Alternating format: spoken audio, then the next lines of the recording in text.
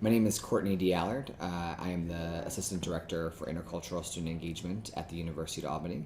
So I identify as part of the trans community and I identify as queer in my sexual orientation. What we do is we strive to create a space where students can come together to talk about the intersections of gender and sexuality in on our campus and in our lives. Core to that mission is providing a safe and inclusive environment for those across the LGBTQ spectrum, the lesbian, gay, bisexual, transgender, and queer spectrum, who often are disproportionately affected by our concepts of how gender and sexuality resonate inside of our society and on our campus.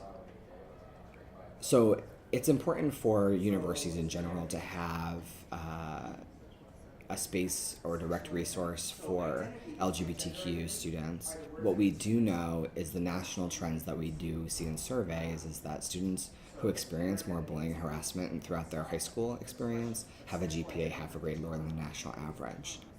I try to create the space to be very interactive and homey. Everything that is in the space is built by, donated by, created by a student or an alumnus or an intern. But I think there are a lot of students that walk with their heads just a little bit higher, knowing that our light is on.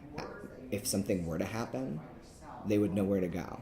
A student went on our website and saw our resources, put himself on a bus, and showed up on our doorstep and basically said, "I'm here. Like, I have no family support.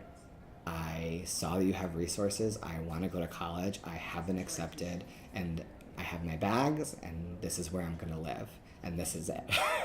And they were worried. They were like, "Will this work?" And we were worried. We're like, "Will this work? Can we offer year-round housing for students who do not have family support and are not going home for Thanksgiving or winter break or the summer? Can we help them find jobs? Can we look at all these things, housing, etc.?"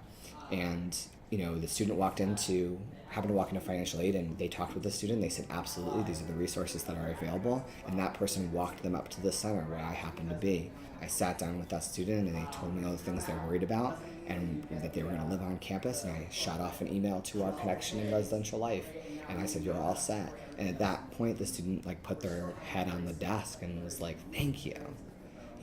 That's when the system works. When students need us at such a fabric that we're able to create a conduit that creates a net to support them as they're walking on their own path, that's when it works.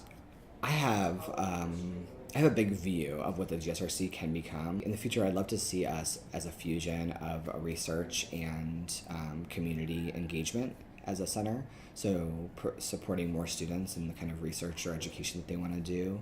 I would love to see more full-time staff. I'm one full-time staff, but the work and the connection in the community is larger. So, another full-time program coordinator or a couple of GAs to start would be great. And so I see a lot of growth and capacity as we build the center.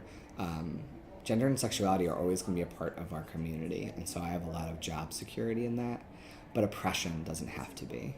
When we can start getting beyond just words and slights, we can start to address the real issues on our campus and in our community that need to be addressed. And that is liberation for everybody, not just for some.